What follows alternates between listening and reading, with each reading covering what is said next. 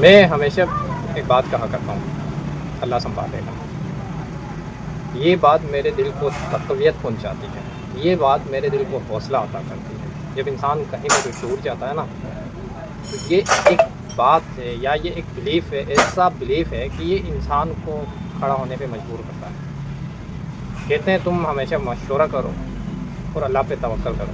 جب بھی آپ کوئی قدم اٹھانا چاہتے ہیں، اسٹیپ اٹھانا چاہتے ہیں، کوئی کام کرنا چاہتے ہیں، تو جائیے آپ لوگوں سے مشورہ کریں، اپنے یار دوستوں سے مشورہ کریں، اپنے فیملی میں مشورہ کریں، لیکن لاسٹ پہ جو ہے نا آپ نے اللہ پہ توکل کریں، تو انشاءاللہ you will be succeed in your life, آپ ہمیشہ کامیاب رہیں گے۔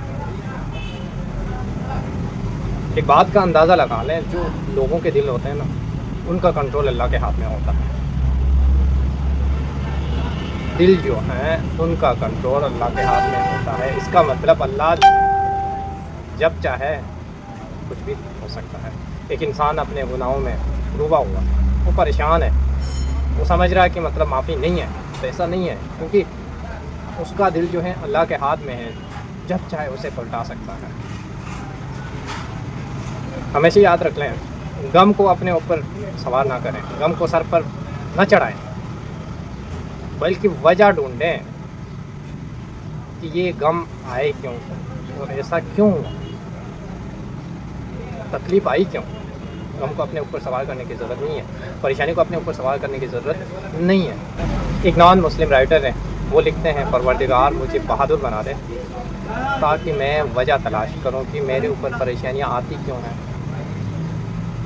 تاکہ میں اس پریشانی کی، اس مشکل کی، اس اذیت کی وجہ تلاش کروں کہ میرے اوپر یہ پریشانیاں آئیں کیوں۔ میں اکثر کہا کرتا ہوں کہ دیکھیں، دنیا میں سب سے زیادہ تکالیف، دکھ اور پریشانی رسول اکرم صلی اللہ علیہ وآلہ وسلم نے سہا ہے،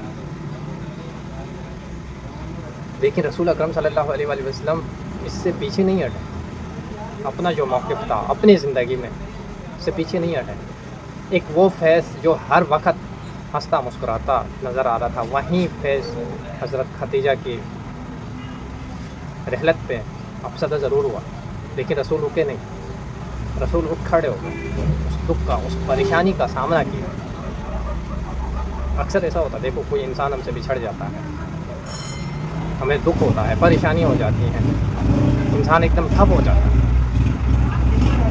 تو اللہ سے شکر کرنا، اللہ سے صبر کرنے اور اللہ کا شکر ادا کرنے کے بجائے ہم اللہ سے شکوہ لے کے بیٹھے ہوتے ہیں کہ پروردگار ہمارے ساتھ اس طرح کا کیوں ہوا، ایسے حالات کیوں ہو گئے۔ بات یاد رکھ لیجیے گا، جو لوگ غم میں اٹھتے ہیں نا، مثلا کسی کا پیارا ہو، کسی کی والدہ، کسی کا والد یا کسی کا بھائی چلا جاتا ہے، اس دوران اگر کوئی انسان اٹھ جاتا ہے نا، تو یقین کریں وہ لوگ کبھی اٹھ نہیں پاتے، ان کا دل نہیں کرتا، ہمت نہیں ہوتی، ہمت جواب دے جاتی ہے، وہ بسترے سے اٹھنے کے قابل نہیں ہوتے ہیں۔ لیکن میں ایک بات بتا دوں، اس وقت، اس غم کے عالم میں، اس پریشانی میں اگر کوئی انسان ہمت کرے اور وہ اپنے آپ کو جو ہے نا کھڑا کر دے، تو سمجھو ایسے لوگوں کو کبھی ناکامی دور سے بھی چھو نہیں سکتی ہے۔ ایک امپورٹنٹ مشورہ میں آپ کو اکثر دیتا رہتا ہوں، دیکھو اپنے جو آنسو ہیں نا، آنسو کو لوگوں کے سامنے ضائع نہیں کریں، کیونکہ جو آنسو آپ ضائع کرتے ہیں نا، اس پہ لوگ آپ کے اوپر مذاق اڑائیں گے، ہنسیں گے، آپ کو کچھ نہیں ملے گا۔ بس یہ بات ذہن میں رکھ لیجئے گا، یہ جو آنسو آپ بہاتے ہیں نا، یہ آنسو خریدار رحمت پروردگار ہے، آنسو کے بدلے میں آپ رحمت پروردگار خرید سکتے ہیں۔ ایک اور بات ہے، بات آپ یاد رکھیں، فکر آخرت تمہیں دنیا کی فکر سے آزاد کرے۔ آپ آخرت کی فکر کریں گے تو یقین جانیے آپ کو دنیا کی کوئی فکر نہیں ہوگی۔ جو شخص بغیر رحمان کو دیکھے رحمان سے ڈرتا ہے نا، وہ نہیں ڈرے گا جب رحمان کے سامنے چلا جائے گا، رحمان کو دیکھے گا۔ قرآن مجید میں ایک آیت ہے، اللہ تعالیٰ ارشاد فرماتے ہیں، تم وہ وعدہ یاد رکھو جو تم نے میرے سے کیا ہے، اور میں بھی وہ وعدہ یاد رکھوں گا جو میں نے تم لوگوں سے کیا۔ اب وعدہ کیا ہے؟ نماز اللہ کی یاد میں آپ کو دنیا کی تمام پریشانیاں، مجبوریاں اور غموں سے دور کر دیتا ہے۔ اللہ کی یاد ہے، اب ہے یکسوئی، تو یاد رکھیں یکسوئی محبت ہوتی ہے نا، محبت میں بندہ ادھر ادھر نہیں مار جاتا، آگے پیچھے نہیں ہوتا، کبھی کسی کے پیچھے کبھی کسی کے پیچھے نہیں۔ اگر وہ اس طرح کرتا تو وہ محبت نہیں ہے، یکسوئی توحید۔ ہمیں ایک اللہ کے پیچھے جانا ہوگا، ایک اللہ کو ڈھونڈنا ہے، ایک اللہ کو فالو کرنا ہے، اس کے رسول کو فالو کرنا ہے۔ ہمیشہ ہمیں یکسوئی پہ زور دینا ہوگا، یکسوئی کو مد نظر رکھنا ہوگا، اپنی ڈائریکشن صراط مستقیم پہ لے کے آنا ہوگا، اپنی ڈائریکشن اللہ کی طرف لے کے آنا ہوگا، اپنی ڈائریکشن غلط راستوں پہ لے کے نہیں جانا ہوگا، ڈائریکشن کبھی مال و دولت کے پیچھے نہیں جانا ہوگا۔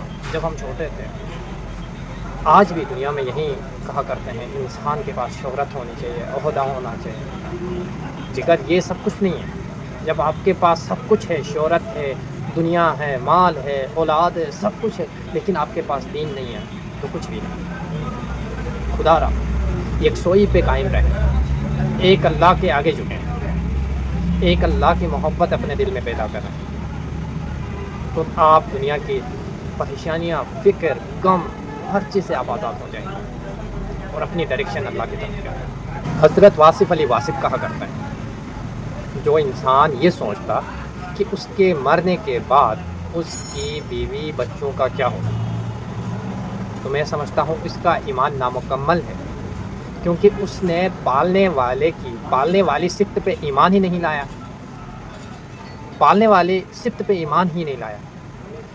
یقین مانیے 1,24,000 انبیاء جن کے لیے دنیا بنائی، رسول اکرم صلی اللہ علیہ وآلہ وسلم جن کے لیے دنیا خلق کی گئی، پنجتن پاک جن کے لیے دنیا خلق کی گئی، ان کو یتیمی اور غریبی سے گزارا ہے اللہ تعالیٰ نے۔